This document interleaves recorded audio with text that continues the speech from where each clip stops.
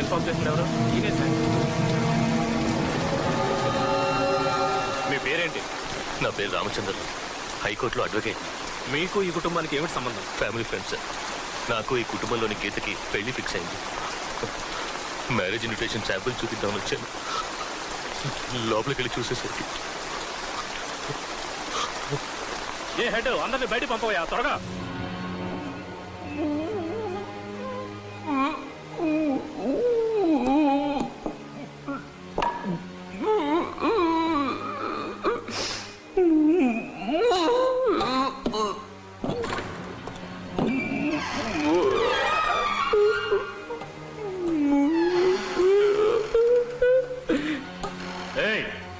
కింద పడే, ఆ సుత్తి కింద పడే, సుత్తి కింద పడే, సుత్తి కింద పడే, కింద పడే. చెప్పిన మాట విను. కింద పడే, కింద పడే. పడుకోండి, పడుకోండి.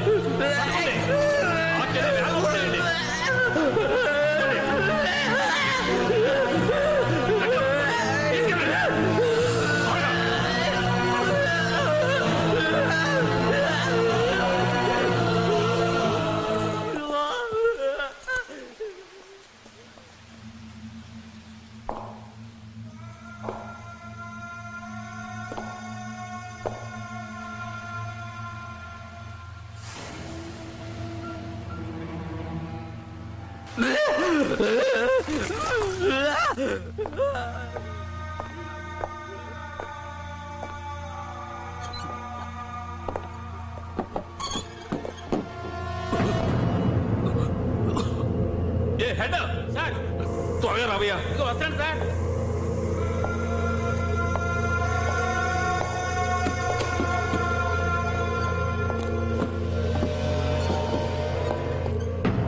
ఏంటి సార్? ఫోరెన్సిక్ వాళ్ళు రమ్మను, మార్చురీ వ్యాన్, అంబులెన్స్ అందరినీ రమ్మను. Okay sir. 8 డెడ్ బాడీలు ఉన్నాయే ఇక్కడ.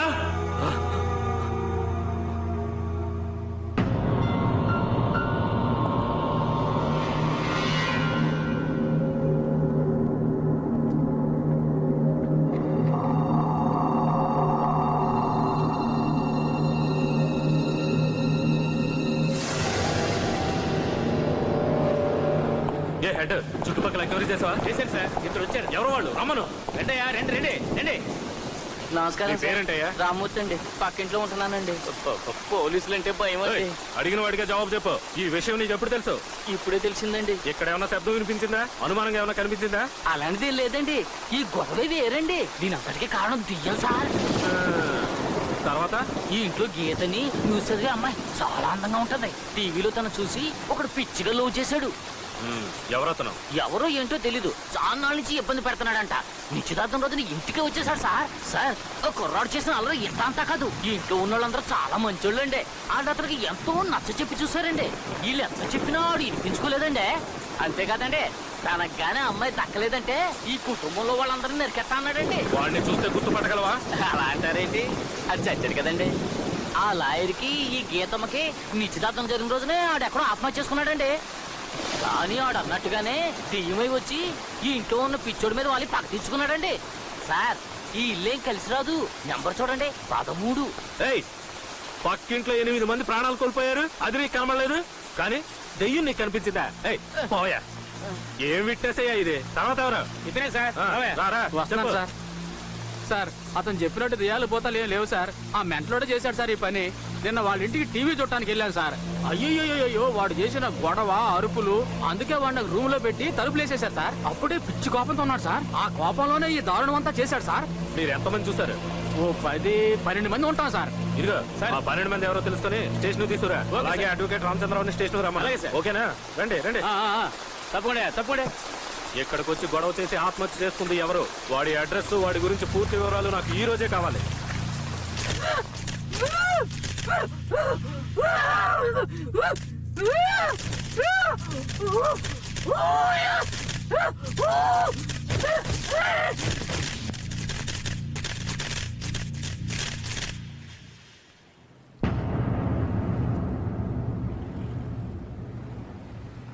ఎంత ఘోరం జరిగింది.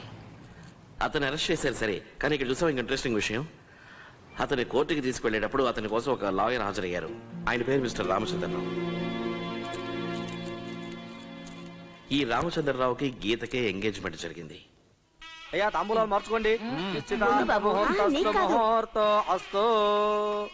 గీత గీత ఎవరు నీకేం కావాలి? ఎందుకు ఇంటికి వచ్చి గొడవ చేస్తున్నావు? ఈ నిశ్చితార్థం జరగకూడదు సార్. ఏంటి వాగుతున్నావురా?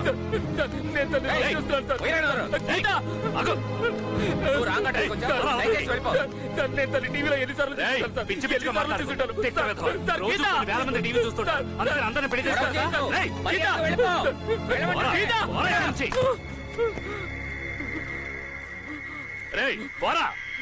వెళ్ళమని చెప్తున్నాను కదా. నేను మీతో మర్యాదగానే మాట్లాడతానుగా. గీతను కనుక నాకు ఇచ్చి చేయలేదో ఒక్క రోజుల్లో మొత్తం కుటుంబాన్ని వేసేస్తాను, నరికేస్తాను. ఒక్కరిని కూడా వదల్లో.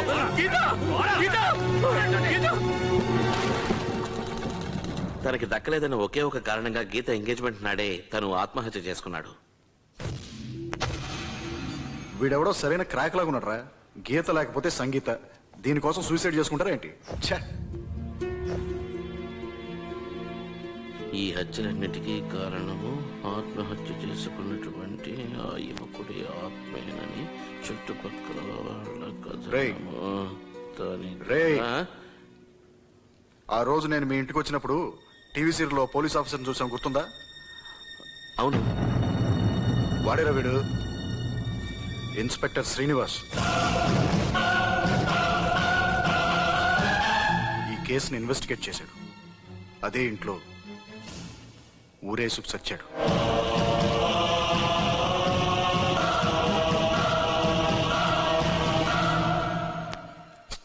శివ, ఏమీ అర్థం అవట్లేదు. నాకు మాత్రం క్లియర్గా అర్థమైంది. వీళ్ళందరిలోకి ప్రాణాలతో ఉన్నది ఒక్కరే, ఆ లాయర్ రామచంద్రరావు. మనం వెళ్ళి ఆయన కలిసామనుకో, ఎగ్జాక్ట్ గా ఏం జరిగిందో మనకు తెలుస్తుంది. ఏమంటావ్? I think you're right. ఆ లాయర్ని కనిపెట్టే బాధ్యత నాది. పద.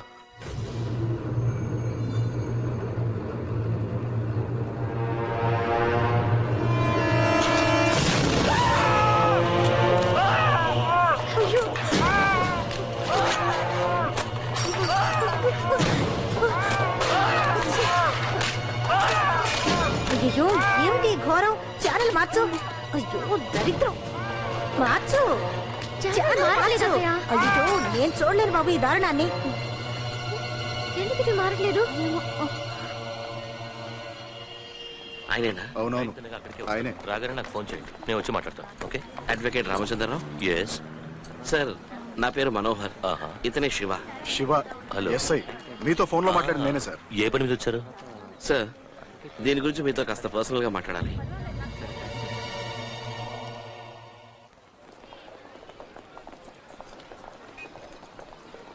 చెప్పండి, మీరు ఆ కేసు గురించి ఏం తెలుసుకోవాలి? శంకరం ఎందుకు సార్ తన సొంత కుటుంబాన్నే చంపేశాడు? కేవలం టీవీ చూడనివ్వలేదనే కారణం వల్ల అలాగా?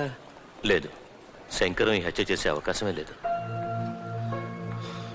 నాకు ఆ కుటుంబం ఎన్నో ఏళ్లుగా తెలుసు.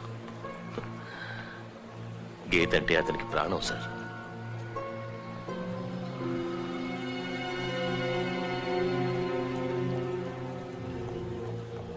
ఆ రోజు అక్కడికి ఇంకెవడో వచ్చాడు. సుత్తితో అందరినీ కొట్టి చంపేసి ఆ సుత్తిని అక్కడే పడేసి విడిపోయాడు. శంకరం మధ్యస్థిమితం లేని మనిషి, ఆ సంగతి నాకు తెలుసు. అన్నం పుణ్యం తెలియని అతను డెడ్ బాడీని కౌగిలించుకుని ఏడ్చాడు. ఒంటి నిండా రక్తం అంటుకుంది. నేను చూసేటప్పటికి కూడా అతని కోపం అంతా ఆ టీవీ మీదే ఉంది సార్. టీవీ మీదే ఉంది. ఆ టీవీ అంతటికీ కారణం అనుకుని ఆ సుత్తితో టీవీని పగలగొడుతూ ఉన్నాడు. ఫింగర్ ప్రింట్స్ దాని మీద పడ్డాయి. సర్కమ్స్టాన్షియల్ ఎవిడెన్సెస్ అన్ని అతనికి అగెన్స్ట్ అయ్యాయి. అతన్ని కాపాడని నేను కోర్టులో ఎంతో వాదించాను.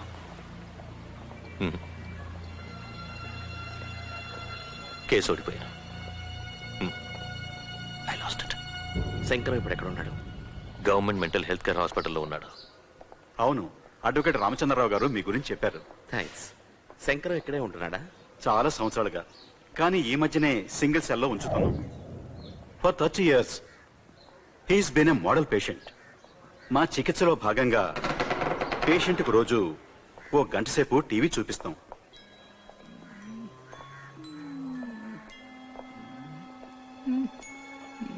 ఆ రోజు February 21.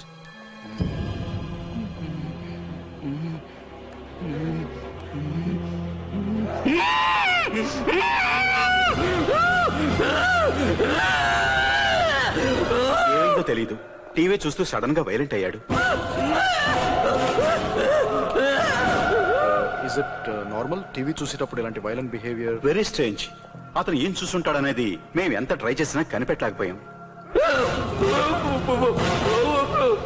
ఆ తర్వాత సెల్ఫ్ ఇన్ఫ్లెక్టెడ్ వూండ్స్, అంటే తనని తానే గాయపరుచుకోవటం, ఆ రక్తంతో గోడ మీద అడ్డదిడ్డంగా గీతలు గీయటం చేస్తున్నాడు.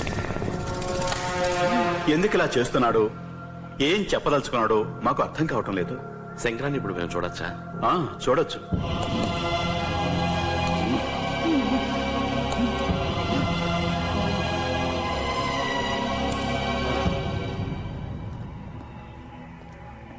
Shankaram,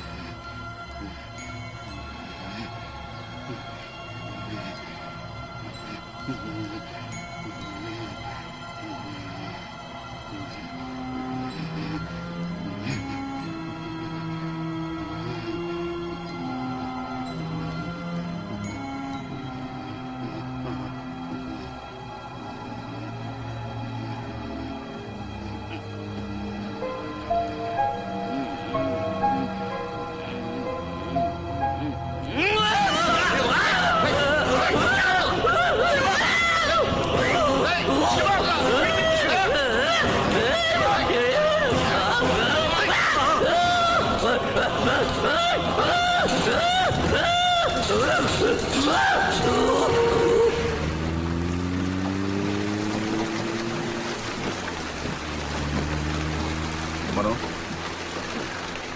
are you okay?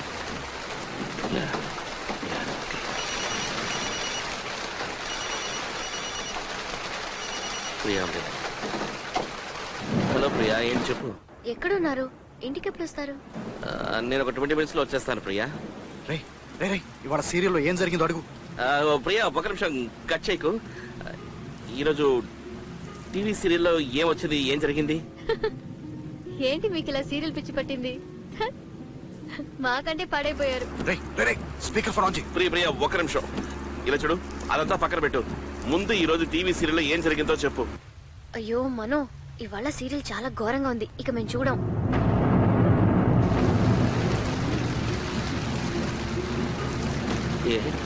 ఏమైంది? ఎవడో ఒకడు ఒక సుత్తి తీసుకుని గాయత్రి ఇంట్లోకి దూరాడు. ఒక్కొక్క రూమ్ కి వెళ్లి దాంతోనే అందరినీ కొట్టి చంపేశాడు.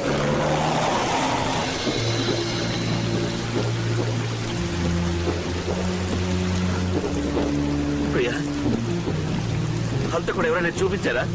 చూపించలేదే, ఆ లోగా ఇంకా ఉందని వేసేశారు. మరైతే వాడు ఎవరనేది రేపే తెలుస్తుందా? ఇవాళ ఫ్రైడే, ఇక మండేనే. సరే ప్రియా, అన్నయ్య ఇంట్లోనే ఉన్నాడా? స్నానం చేస్తున్నారు. సరే, నేను చెప్పేది శ్రద్ధగా విను. ప్రియా, ఇంట్లో ఉన్న తలుపులు కిటికీలు అన్ని జాగ్రత్తగా లాక్ చేసుకో. ఎవరొచ్చినా ఏం చెప్పినా ఏం జరిగినా సరే దయచేసి తలుపులు మాత్రం తెరవకు. నేను చెప్పింది అర్థమైందా? This is very very important. నేను ఇంటికి వచ్చినప్పుడు 3 సార్లు కాలింగ్ బెల్ కొడతాను, అప్పుడు మాత్రం తలుపు తెరవు చాలు. అర్థమైందా? నేను చెప్పింది అర్థమైందా ప్రియా? ఏంటి సడన్ గా ఏదేదో అంటున్నారు? నన్ను భయపెడుతున్నారా? ప్రియా, ప్రశ్నలు వేయొద్దు దయచేసి, నేను చెప్పింది చెయ్యి. అర్థమైందా? సరే.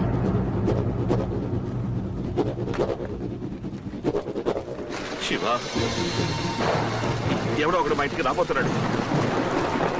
మా ఇంట్లో ఉన్న వాళ్ళందరినీ చెప్పబోతున్నాడు. శివ, రైట్ రైట్, నువ్వు ఈ కార్ తీసుకుని డైరెక్ట్ ఇంటికి వెళ్తా. నేను పోలీస్ స్టేషన్ వెళ్ళి మీ ఇంటి చుట్టూ ఫుల్ బందోబస్తు ఏర్పాటు చేస్తాను.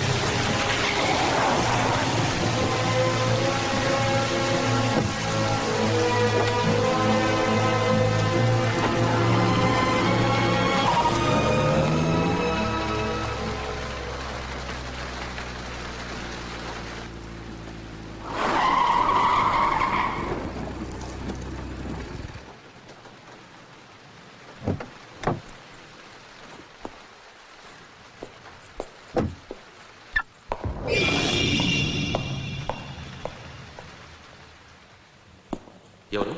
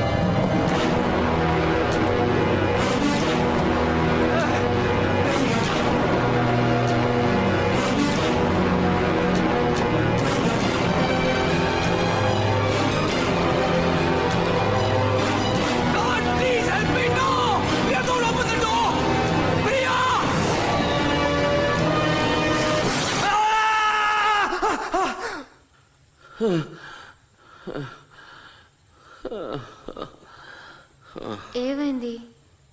ఏమైంది మనో? ఏమైంది మనో? ఏం లేదు ప్రియా, నువ్వు పడుకో నిద్రపో. మనో మనో ప్రియాని చూసినట్టు చూస్తున్నారు. మనో ఏమైంది? మనో ఏమైంది? నేను ప్రియని. ఏదైనా పీడకలు వచ్చిందా? మనం ఓకే? పర్వాలేదు మనో, ప్లీజ్ రిలాక్స్, పడుకో.